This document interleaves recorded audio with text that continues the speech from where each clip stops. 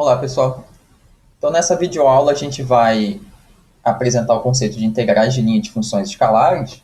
E, como sempre, a gente já vai colocar um contexto um pouco mais prático para esse objeto matemático, que é o seguinte. Nesse caso, a gente vai supor que a gente tem um fio disposto no espaço, em R3, e a gente vai querer calcular a massa total desse fio.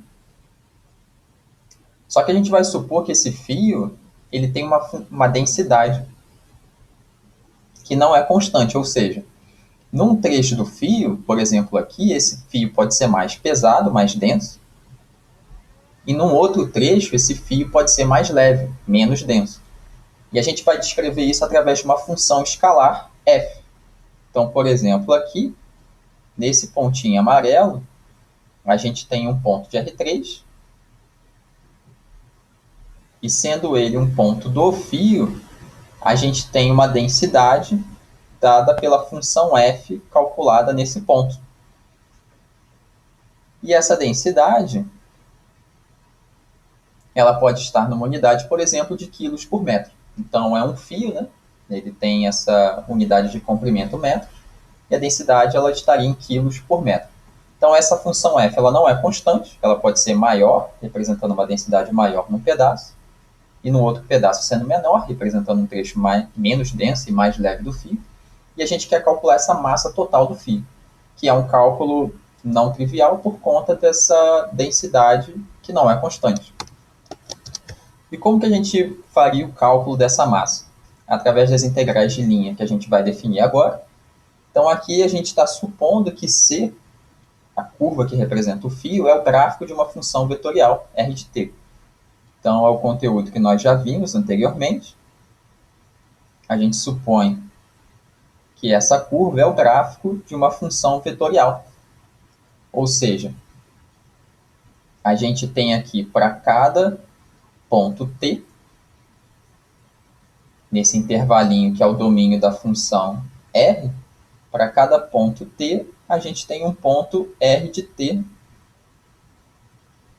de R3. E essa correspondência aqui, R de t, é a parametrização dessa curva C. Então, esse ponto inicial aqui poderia ser o R de A, esse ponto terminal, o R de B, e para cada ponto no domínio, a gente tem um ponto correspondente na curva. E para fazer o cálculo da integral de linha, a gente vai considerar uma partição desse intervalo AB do domínio em subintervalos, através de uma sequência de pontos. Então, aqui vamos considerar uma partição como essa, em que o primeiro ponto a gente está chamando de T0, o segundo ponto T1, T2, T3 e o B a gente está chamando de T4. Então, é uma partição como essa que está sendo colocada aqui, no nosso caso com N igual a 4. E o que a gente está supondo é que esses subintervalos têm todos o mesmo comprimento. Então, cada pedacinho desse aqui, cada subintervalozinho desse, tem um comprimento que é igual ao comprimento total dividido pelo número de subintervalos, que nesse caso é igual a 4. E aqui a gente destaca que esses pontos que nós introduzimos no domínio, eles correspondem a pontos da curva. Então, a gente vai ter aqui pontos correspondentes na curva. Então, por exemplo, esse pontinho aqui, que é o T1, ele vai corresponder a um ponto da curva. Como esse aqui é o T1, a gente vai chamar o ponto da curva correspondente de P1. E mesma coisa com P0, P2, P3 e P4. E agora a gente vai pensar numa aproximação para a massa total do fio através de aproximações para a massa de cada um desses pedaços da curva. Então aqui a gente tem o primeiro trecho da curva que a gente vai chamar de C1, o segundo pedaço C2, esse aqui é o C3, e esse último pedaço da curva, que eu vou destacar aqui em laranja, é o pedaço C4 da curva. E aqui que está escrito aqui, esse pedaço C4 da curva, a gente vai dizer que ele tem um comprimento de arco, delta S4. E a massa total do fio vai ser escrita como a soma da massa de cada um desses pedaços. Então, a gente vai dizer que esse pedacinho ele tem massa M4. E que aproximação vai ser essa que a gente vai fazer no trecho C4 da curva? A densidade ela não é constante ao longo de toda a curva C, de modo que ela provavelmente não é constante também ao longo desse trecho C4. Mas a gente vai supor, né? Então, deixa eu escrever em laranja, correspondendo ao trecho laranja da curva. Supomos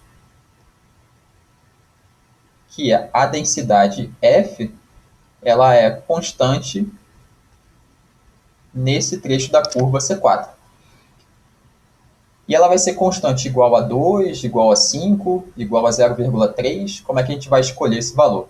A gente vai escolher esse valor através de um ponto UVK, um ponto UVW, que a gente vai escolher nesse trecho da curva.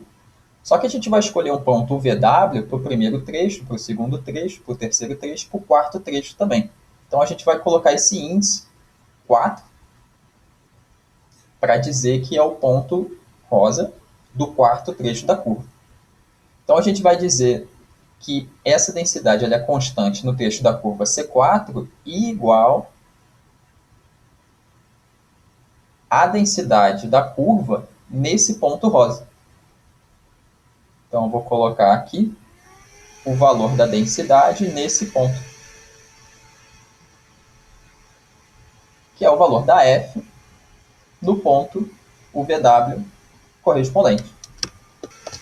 E agora é mais fácil a gente trabalhar com a massa desse trecho da curva, porque a densidade que a gente está considerando aqui constante igual a F nesse ponto, ela dá uma medida de quilos por metro, seria essa a unidade de medida da densidade.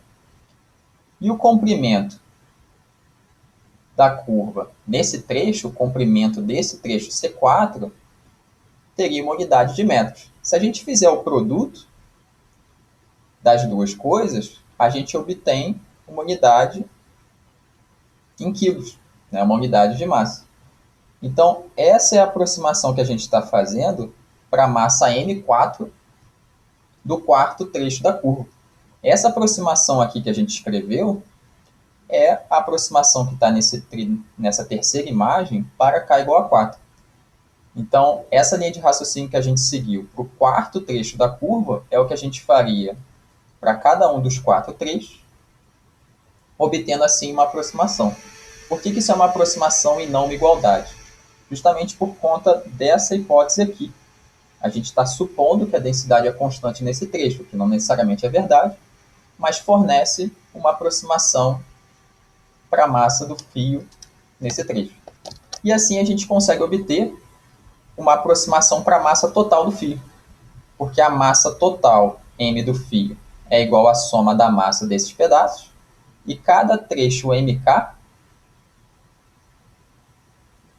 cada trecho, né, a massa de cada trecho, que a gente está escrevendo como MK, tem essa aproximação que a gente está destacando aqui em vermelho. Então, fazendo essa substituição, a gente tem uma expressão, através desse somatório, que é uma aproximação para a massa total do fio.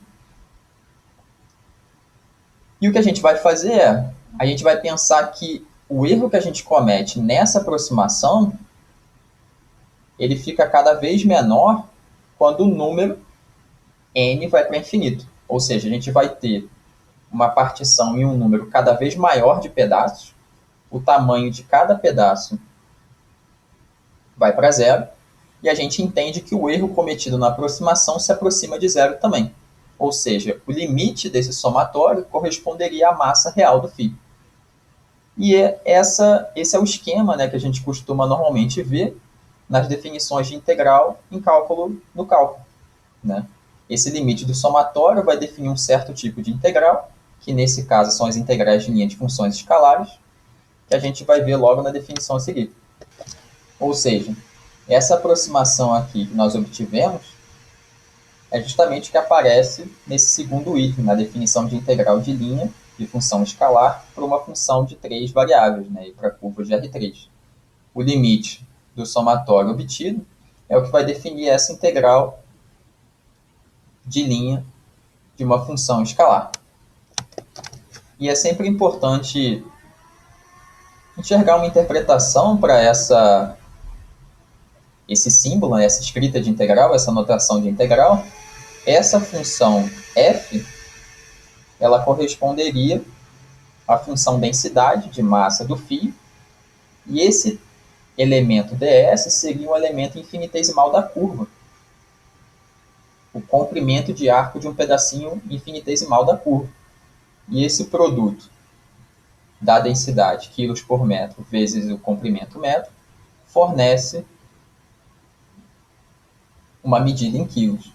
E esse Szinho aqui, né, que é o símbolo de integral, ele corresponde ao limite do somatório de termos dessa forma, densidade vezes comprimento.